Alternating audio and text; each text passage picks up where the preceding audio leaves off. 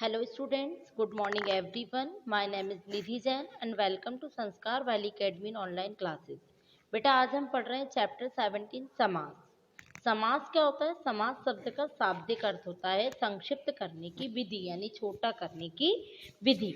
परस्पर संबंध रखने वाले दो या दो से अधिक शब्दों के मेल से जो नया शब्द बनने की प्रक्रिया है, बनाने की प्रक्रिया है, उसको समास कहते हैं।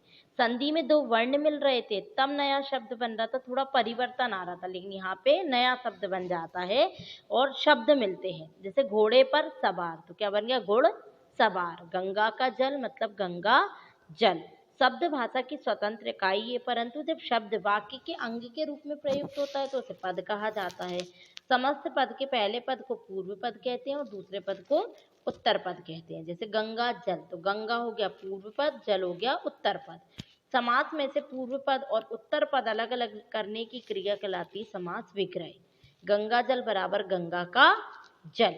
समास के भेद, समास के 6 भेद होते हैं।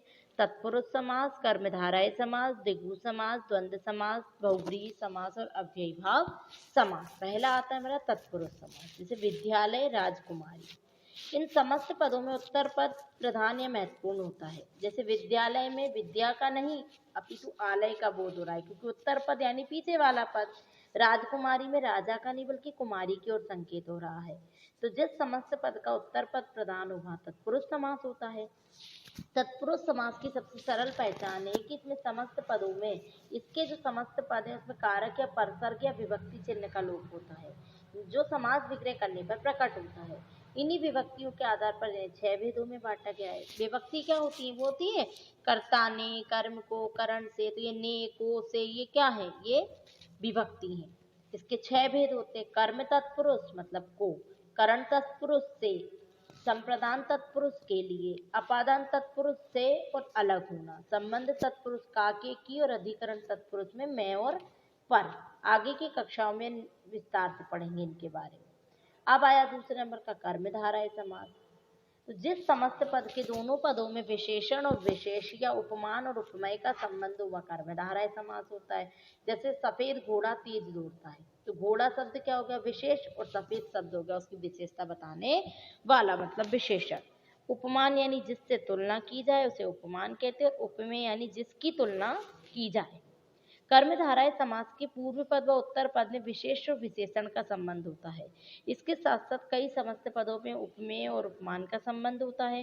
चंद्रमुख में मुख की तुलना किससे की गई है? चंद्रमा से, तो यह मुख हो गया उपमेय और चंद्र हो गया उपमान, या कर्मधारय समास। कुछ एग्जाम्पल देखो। नीलकंठ यानी नीला है जो कंठ, क्रोधाग्नि क्रोध रूपी अग्नि, महाराज महान है जो राजा, परमानंद परम है जो आनंद, नील गगन नीला है जो गगन, पुरुषोत्तम पुरुषों में उत्तम हो जो, चरण कमल चरण कमल के समान चरण। अब आया द्विगु समास। जिस समस्त पद का पूर्व पद यानी पहला पद संख्यावाची हो वहाँ द्विगु समास होता है। जैसे तिरंगा यानी 3 रंगों का समूह या समाहार, चौराहा 4 रंगों का समूह, तो यहाँ पे 3 4 संख्यावाची हैं। और देखो दोपहर 2 पहरों का समाहार रहा। सप्तर्षि 7 ऋषियों का समूह, नवग्रह 9 ग्रहों का समूह, पंचरत्न 5 रत्नों का समूह, नवरत्न 9 रत्नों का समूह, त्रिभुवन 3 भुवनों का समूह, त्रिफला 3 फलों का समूह, शताब्दी 100 वर्षों का समूह। देखो बेटा आपने इसमें देखा, इसमें सबसे पहले शब्द में संख्यावाची आ रहा है, सब में संख्या आ रही, इसलिए यहाँ पे होगा द्विगु समास। अब आया द्वंद्व समास।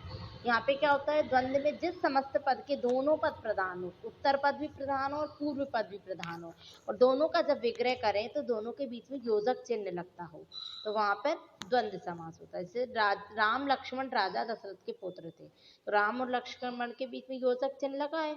हमें माता पिता का सम्मान करना चाहिए। अगर हम इनका विग्रह करेंगे तो यहाँ पे और अथवा तथा शब्द लगते हैं। जैसे राम और लक्ष्मण, माता और पिता।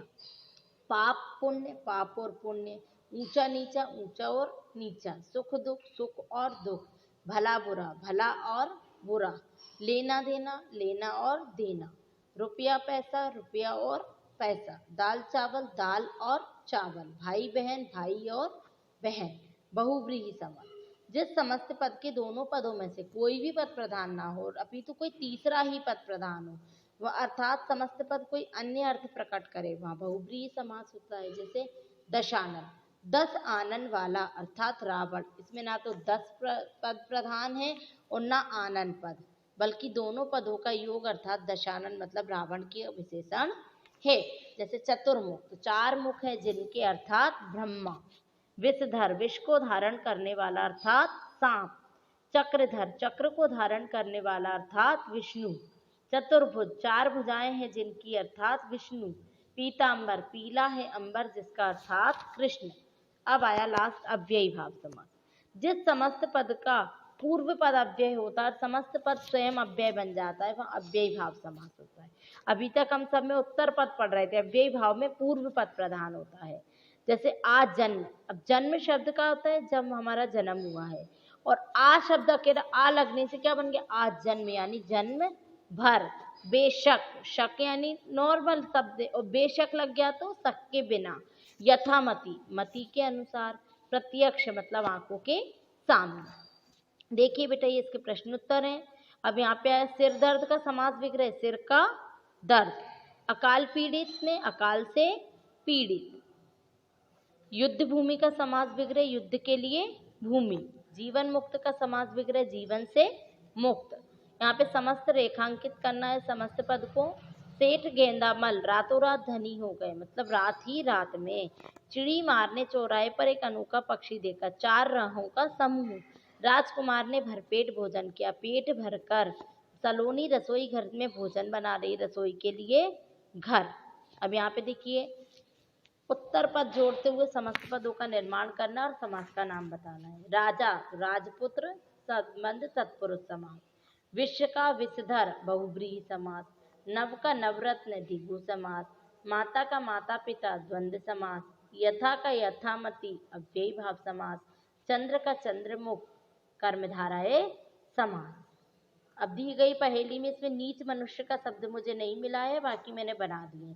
लंबा है उधर जिसका लंबोदर। पेट भरकर यानी भरपेट। कनक के समान लता, कनक लता। चर और अचर, चराचर।